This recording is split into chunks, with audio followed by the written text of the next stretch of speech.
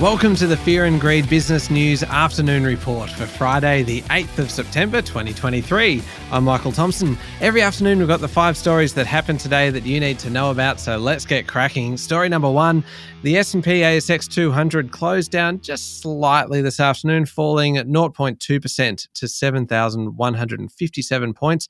Closing out a pretty shaky trading week, down 1.7% overall. It was pretty patchy in terms of sectors today. Metals and mining and materials led the falls. Iron ore prices hit the miners with BHP, Fortescue and Rio Tinto all dropping today. Utilities and healthcare were the top performing sectors, led by the best on the bourse, which was medical device company PolyNovo, up 3.1%. Mineral resources was the worst performer over the day, down 3.8%. It's trading ex-dividend. Aurora continued its fall, down another 3.2% after unveiling its $2.2 billion deal earlier this week to buy French bottle maker Saverglass. And a major story as well on the NASDAQ that everyone is talking about.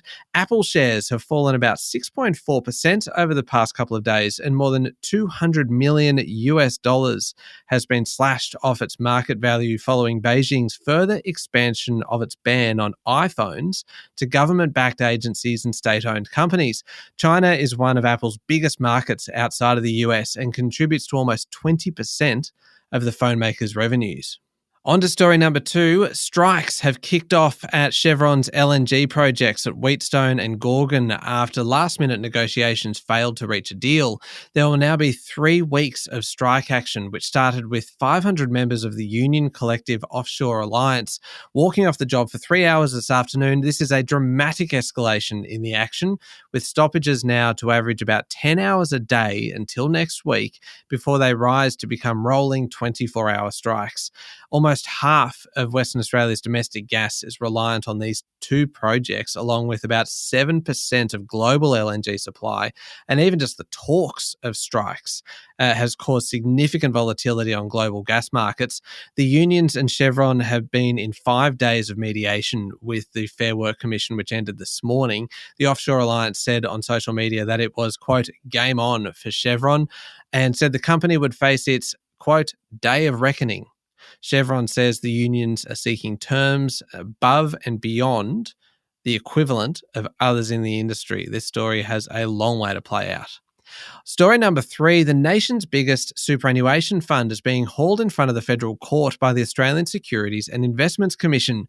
The $300 billion superannuation giant Australian Super stands accused by the corporate watchdog of failing to consolidate 90,000 member accounts at a cost to those members of an eye-watering $69 million in fees. Now, ASIC alleges that the industry super fund failed to put policies and procedures in place to merge duplicate accounts, and crucially, that this went against their responsibility to act in the best interests of members. AusSuper already promised to refund members in May for having these duplicate accounts and for charging them duplicate fees and insurance premiums as a result, and it self-reported the problem to the regulator. This has not allayed ASIC's concerns, though, as it reckons AusSuper identified the problem in 2018 but didn't take proper steps to resolve it until 2021.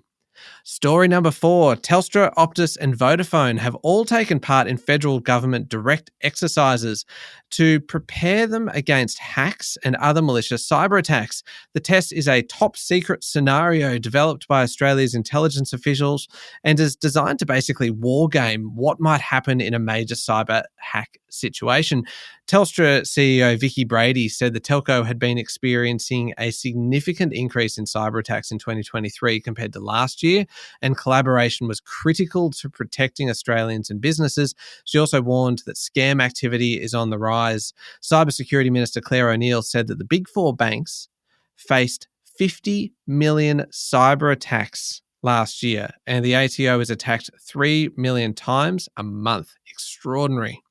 And on to story number 5. A major campaign was launched today by the Property Council, Housing Industry Association, Urban Development Institute of Australia and Master Builders. They want the Victorian government to release more greenfield land to tackle the housing crisis. Victoria is leading the states in terms of running a planning review, so this is a good indication of what might come next in other states as well. The Property Council wants developers to be given bonuses for building higher density homes if they include a specific portion of the project as affordable housing. That's it for the afternoon report for Friday, the 8th of September, 2023. Don't forget to hit follow on the podcast and find Fear and Greed on LinkedIn, Instagram, X, and Facebook. Join us tomorrow morning for the weekend edition of the Fast 5 Business News by Fear and Greed. I'm Michael Thompson. Enjoy your evening.